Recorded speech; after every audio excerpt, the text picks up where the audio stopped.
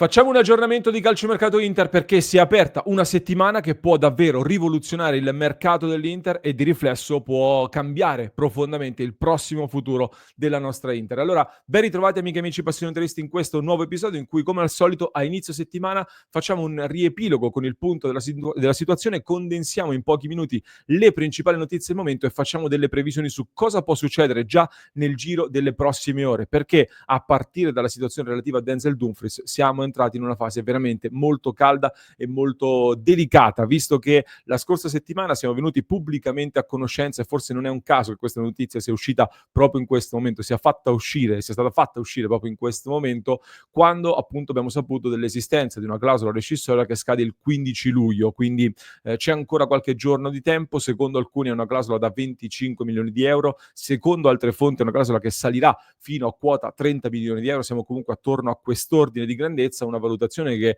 comunque è inferiore a quello che è il valore reale di un giocatore che è vero che va verso i 30 anni, ma nell'ultima stagione si è dimostrato essere uno dei migliori a livello internazionale nel suo ruolo con le sue specifiche caratteristiche. Quindi potrebbe essere questa una clausola che invoglia top club ad inserirsi e ad interessarsi, anche se il Barcellona sembra avere dei problemi a mettere sul piatto questa cifra in un'unica soluzione, come si devono pagare immediatamente le clausole rescissorie. Discorso diverso invece per un Manchester City di cui si sta parlando tanto in queste ore, dove però fatico un pochino a comprendere l'incastro tecnico tra il Manchester City di Guardiola e il tipo di giocatore che è Denzel Dumfries. Non so che ne pensate voi da questo punto di vista. Sappiamo comunque che nel giro delle prossime ore, se un top club decide di prendere Denzel Dumfries, deve pagare questa clausola e Dumfries deve essere d'accordo ad andare via. Ci sono degli indizi che fanno pensare che Dumfries possa comunque andarsene, nel senso che l'anno scorso poi alla fine appunto accetta un ingaggio inferiore a quello che richiedeva, quindi lui punterebbe evidentemente ad un ingaggio più elevato rispetto a quello che percepisce attualmente, e un altro cambio di agente, non è il primo che fa Dumfries, ma il papà rimane quello che principalmente cura i suoi interessi, ma un'altra agenzia si sta avvicinando sempre di più a Denzel Dumfries. Questi spesso sono segnali di novità in arrivo da un punto di vista della carriera, quindi ci sono indizi e segnali, nulla è ancora detto. Nel frattempo spuntano già delle voci su dei possibili sostituti, dei possibili eredi dell'esterno olandese. In particolar modo me ne avevate già parlato la scorsa settimana, mi avevate chiesto perché non puntare su Dodò della Fiorentina. Ecco, finalmente è iniziata a circolare qualche voce su Dodò della Fiorentina, considerando che l'Inter sta trattando anche la cessione di Sebastiano Esposito proprio alla società viola, quindi potrebbe aprirsi un canale per l'esterno brasiliano che piace molto anche al Milan. È un giocatore che per caratteristiche è sicuramente differente, soprattutto dal punto di vista fisico rispetto a Denzel Dumfries, ed è questa secondo me la principale criticità nella sostituzione di Dumfries. Ne parlavamo quando l'anno scorso avevamo preparato il nostro contenuto con il mio algoritmo alla ricerca del migliore erede di Dumfries e dicevamo dei sostituti per fare delle cose differenti li puoi trovare, e forse non è un caso che l'Inter abbia accelerato, abbia anticipato il colpo Luis Enrique, guarda caso attorno a quei 24 milioni di euro, proprio per avere già in casa un giocatore differente per caratteristiche, per cui giocatori diversi si possono trovare, ma giocatori che ti costino meno o quanto Dumfries, con quelle caratteristiche fisiche lì e che facciano il ruolo in quel modo lì a livello internazionale sono veramente rari, e quindi l'Inter evidentemente se sostituisce Dumfries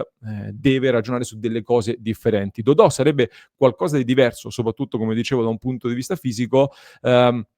Alcuni dicevano potrebbe essere un indizio di un Inter che passa alla difesa a 4, non lo so, nel senso che Chivo a Parma prima di passare definitivamente alla difesa a 3 aveva anche fatto degli esperimenti con un 4 che diventava 3 in corso, quindi c'erano state delle soluzioni ibride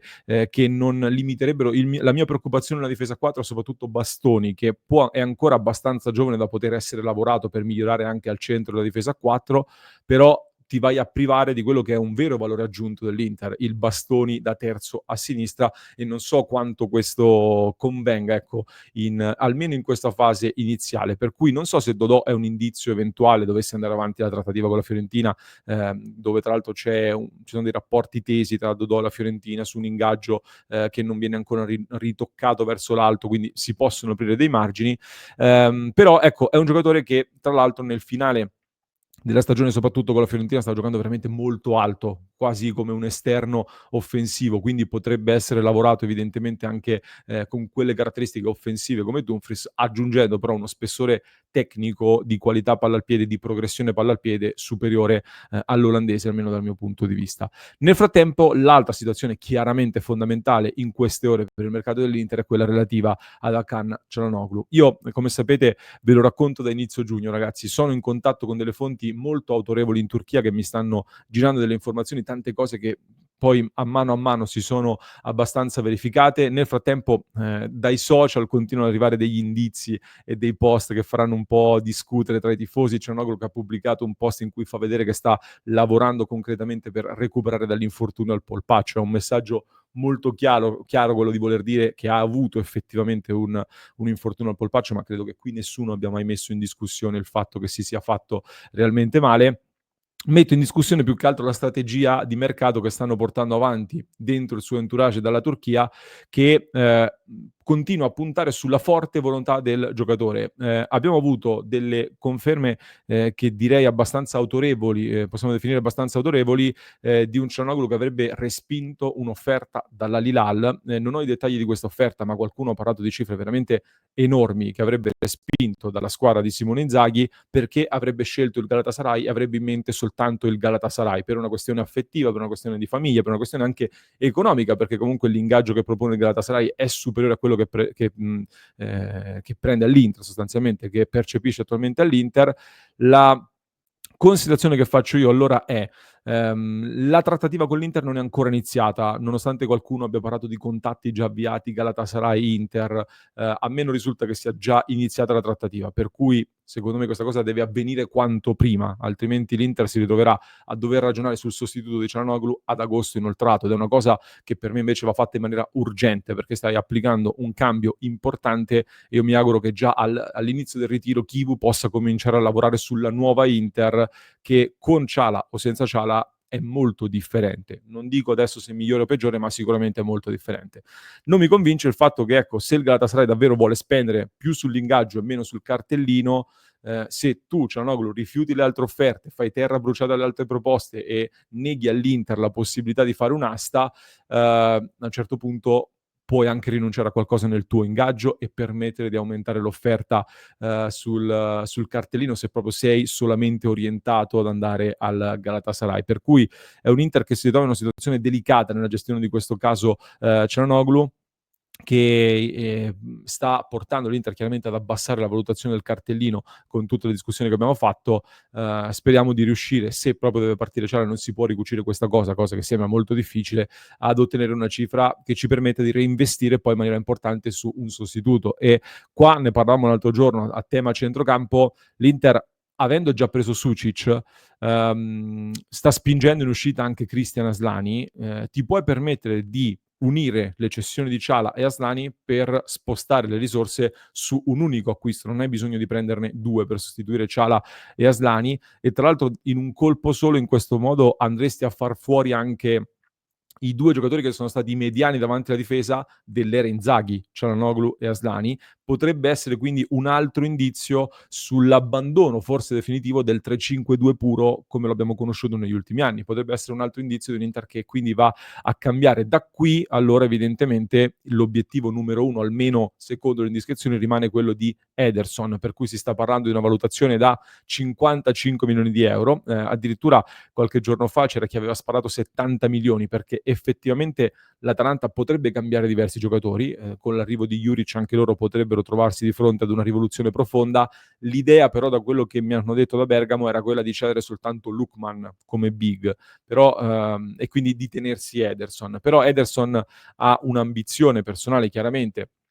all'Inter percepirebbe una cifra significativamente superiore, l'Inter beneficerebbe anche del decreto crescita che manterrebbe anche a Milano. C'è il tema poi che in tanti hanno sollevato della nazionale con Carlo Ancelotti, che sta guardando molto chiaramente in Serie A per convocare brasiliani nel prossimo mondiale, quindi Ederson avrebbe un'altra vetrina ulteriore con l'Inter,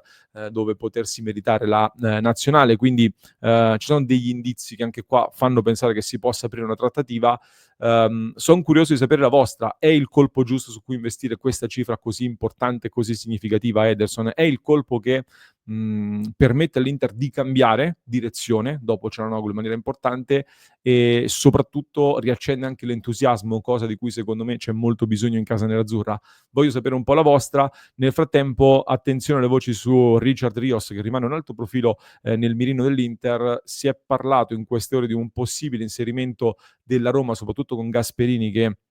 apprezza molto il centrocampista del Palmeiras. Ecco, dubito che l'Inter possa fare Ederson più Rios. Stiamo parlando di investimenti da 80 milioni di euro circa, se non di più, per 2 centrocampisti. E quando l'Inter prende Sucic, secondo me lo fa pensando di potergli dare subito un ruolo molto importante e che, come detto, ci porta a pensare che possano uscire Ciala e Aslani con un tesoretto che andrebbe reinvestito su un solo giocatore. Sempre tenendo conto e sotto osservazione anche di cosa succede con Fratesi, che a proposito di quello che accadrà nelle prossime ore è atteso che si operi per un'ernia che lo ha limitato nell'ultimo periodo e dovrebbe tenerlo fuori una ventina di giorni, forse 30, quindi potrebbe anche lui iniziare la preparazione in ritardo. Questo sarebbe un altro brutto problema. Comunque dicevamo, su Fratesi io non ho capito bene cosa sta succedendo da un punto di vista anche mediatico, perché pronti via, dopo lo sfogo di Lautaro Martinez, le prime voci che sono anzi, già qualche giorno prima, le prime voci che sono circolate sul mercato sono state quelle dell'Atletico Madrid su Fratesi, subito. Poi Manchester United, eccetera. Poi Chivu trattiene Frattesi. Poi di nuovo Atletico Madrid, che poi quando un giocatore lo vuole, l'abbiamo visto con Ruggeri, arriva, mette i soldi che servono e se lo prende. Però varie società, poi torna, poi resta. Adesso addirittura ipotesi che Frattesi resti, ma vuole un rinnovo di contratto. Vorrei molto capire cosa sta succedendo da questo punto di vista. Per me Frattesi potrebbe trovare una collocazione con Chivu che lo valorizzerebbe in quella che è l'Inter che stiamo vedendo e che sta nascendo. È un giocatore comunque che ha dei costi anche piuttosto elevati a bilancio, quindi di fronte ad una buona offerta, per me un giocatore che segna tanto non può mai essere un problema. Però è un Inter che ha bisogno di fare dei colpi veramente significativi, veramente importanti. Ecco, se Fratesi può diventare un giocatore molto importante per Chivu, ok, altrimenti dei ragionamenti bisogna farli, anche perché ritrovarsi ad ogni sessione di mercato a commentare voci di nuovo su Fratesi è una cosa che ecco, non so quanto faccia piacere anche all'interno dello spogliatoio e non soltanto. C'è poi la questione importante di Aleksandar Stankovic con il Club Brugge che ha preparato una prima offerta che però è inferiore alle aspettative dell'Inter. Club Brugge che vuole il nostro Aleksandar Stankovic, che è stato il miglior centrocampista del campionato svizzero, con una decina di milioni l'Inter sarebbe pronta a venderlo, ma cercando di mantenerne il riacquisto, cioè la possibilità di ricomprarlo. È un'operazione che in questa settimana dovrebbe entrare nel vivo, visto che stanno cedendo anche il Club Brugge, il loro centrocampista molto importante. Vedremo come si definirà. Comunque sono ore veramente importanti in cui chiaramente si sta delineando un mercato in cui bisognerà ragionare poi anche della difesa, assolutamente. Si dovrà passare da qualche cessione perché anche da un punto di vista puramente numerico, diciamo già a centrocampo ce n'è uno in più in questo momento. In difesa gli slot sono tutti pieni e l'Inter ha bisogno di ringiovanire la difesa. Il discorso Leoni lo approfondiremo anche in diretta con un paio di commenti e di provocazioni che vorrei lanciarvi su questo tema. Per cui io vi invito ad iscrivervi al canale se non l'avete ancora fatto, mi raccomando. Stasera poi nel club di Passione Inter discuteremo anche di Marcus Thuram, giocatore che chiaramente da quello che sappiamo noi, ve lo ripeto, l'Inter conta di ricucire, comunque di sistemare la questione, che ci sono state queste un po' di turbolenze negli ultimi giorni, ma non sembra essere un caso aperto in questo momento Thuram all'Inter, e quindi ripartire da Lautaro, Thuram, Esposito, Bonni e una quinta punta in caso di addio di Taremi, che potrebbe finalmente rientrare in Italia dopo essere stato bloccato in Iran, appunto. Certo che se Thuram si apre qualcosa, lì l'Inter deve fare dei ragionamenti molto seri su dei nomi molto importanti e il volto dell'Inter cambierebbe ulteriormente, per cui anche qua è una questione da chiudere in un senso o nell'altro nel più breve tempo possibile, ma siamo fiduciosi di poter definire tutto in maniera positiva per l'Inter. Comunque ne parleremo nel club di Passione Inter su www.passioneinter.club, così nel frattempo vi lascio con un approfondimento che trovate in descrizione per chi ci ascolta in podcast, mentre per chi ci segue su YouTube vi basta cliccare qui.